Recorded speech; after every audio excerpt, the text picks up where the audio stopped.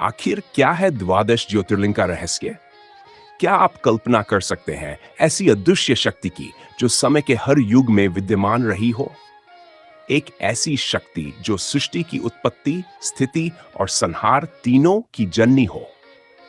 जी हां, हम बात कर रहे हैं महादेव शिव की, जिन्होंने अपनी ऊर्जा को स्वयं पृथ्वी पर प्रकट किया 12 अद्भुत रूपों में, जिन्हें हम द्वादश ज्योतिर्लिंग के नाम से जानते हैं। पर क्या ये सिर्फ मंदिर है, या फिर ये है ऐसे गूढ़ ऊर्जा केंद्र शिव ने साक्षात होकर समय, स्थान और मृत्यु को साध लिया? इन ज्योतिर्लिंगों से जुड़ी कहानियां ना सिर्फ धार्मिक हैं, बल्कि उनमें छिपा है तांत्रिक, खगोलीय और आध्यात्मिक विज्ञान। आइए आज हम जानें क्या है इन द्वादश ज्योतिर्लिंगों का अलौकिक रहस्य जो सदियों से भक्तों को शिव की गोद तक खींच लाता है। द्वादश ज्योतिर्लिंग भगवान शिव के वे स्वरूप है जहां उन्होंने ज्योति यानी दिव्य प्रकाश के रूप में प्रकट होकर भक्तों को दर्शन दिए। ज्योतिर्लिंग शब्द का अर्थ है ज्योति यानी प्रकाश और लिंग यानी शिव का प्रतीकात्मक रूप। ये 12 स्थान भारत के भिन्न भिन्न क्षेत्रों में स्थित है और हर स्थान की अपनी अनूठी कथा और शक्ति है। ये 12 ज्योतिर्लिंग है। पहला सोमनाथ, गुजरात। दूसरा मल्लिकार्जुन, आंध्र प्रदेश। तीसरा महाकालेश्वर, उज्जैन, मध्य प्रदेश। चौथा ओंकारेश्वर, मध्य प्रदेश। पांचवा केदारनाथ, उत्तराखंड। छठा भीमाशंकर, महाराष्ट्र। सातवां विश्वेश्वर, काशी, उत्तर प्रदेश। आठवां त्र्यंबकेश्वर, नासिक, महाराष्ट्र। नौवां वैद्यनाथ, झारखंड। 10वां नागेश्वर, द्वारका, गुजरात। 11वां रामेश्वरम, तमिलनाडु। कृष्णेश्वर, महाराष्ट्र। आधुनिक वैज्ञानिक और आध्यात्मिक शोधकर्ताओं का मानना है कि ये ज्योतिर्लिंग केवल धार्मिक स्थल नहीं है, बल्कि ये ऊर्जा रेखाओं पर स्थित ऐसे ब्रह्मांडीय शक्ति केंद्र है जहां ब्रह्मांडीय ऊर्जा अत्यधिक प्रबल है। हर एक ज्योतिर्लिंग का स्थान पृथ्वी की कंपनात्मक ऊर्जा के साथ तालमेल में चुना गया है। उदाहरण के लिए केदारनाथ समुद्र तल से 11,000 फीट ऊंचाई पर स्थित है, जहां चुंबकीय क्षेत्र अत्यंत तीव्र है। काशी विश्वनाथ, जो अविनाशी नगरी मानी जाती है, वहां वैज्ञानिक रूप से अद्वितीय ध्वनि गूंज तरंगें पाई जाती हैं। अधिकांश कथाओं के अनुसार इन 12 स्थानों पर शिव ने स्वयंभू रूप में ज्योतिर्लिंग का प्राकट्य किया था। उदाहरण स्वरूप सोमनाथ में स्वयं चंद्रमा ने शिव की तपस्या करके लिंग की स्थापना की थी। महाकालेश्वर में शिव ने काल को जीतकर महाकाल रूप में प्रकट होकर स्वयं लिंग रूप में प्रतिष्ठित हुए।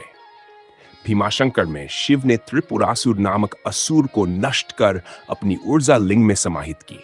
यद्यपि सभी ज्योतिर्लिंग शिव के ही रूप हैं, लेकिन हर एक लिंग की ऊर्जा और प्रभाव भिन्न है। उदाहरण स्वरूप सोमनाथ में शिव सोमेश्वर रूप में चंद्र शक्ति और चित्त शुद्धि का प्रतीक है।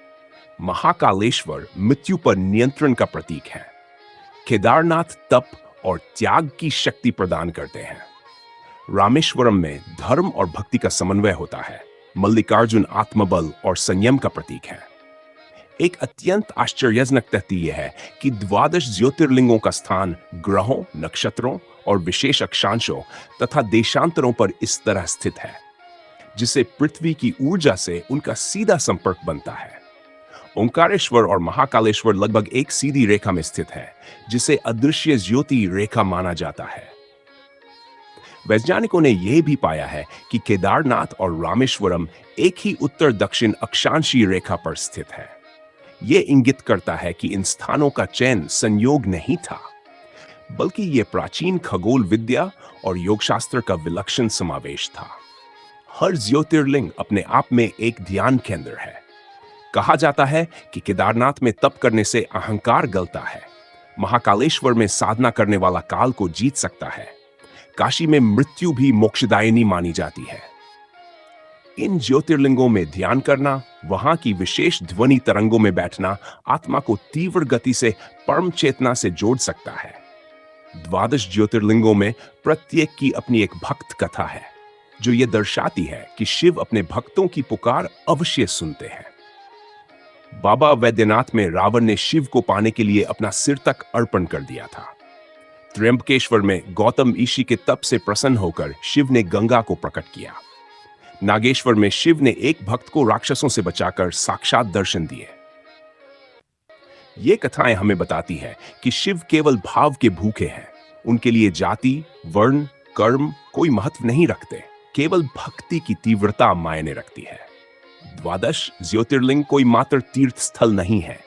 वे है ब्रह्मांडीय ऊर्जा के द्वार, चेतना के ऊर्जावान केंद्र और शिव की जागृत उपस्थिति। जब कोई भक्त श्रद्धा से वहां पहुंचता है तो वह केवल एक मंदिर नहीं देखता, वह शिव के नाद, प्रकाश और कृपा का स्पर्श अनुभव करता है।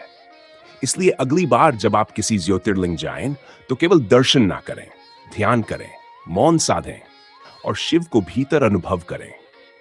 क्योंकि ये स्थान रहस्यमय इसलिए है क्योंकि वे जीवात्मा को शिवात्मा से जोड़ते हैं।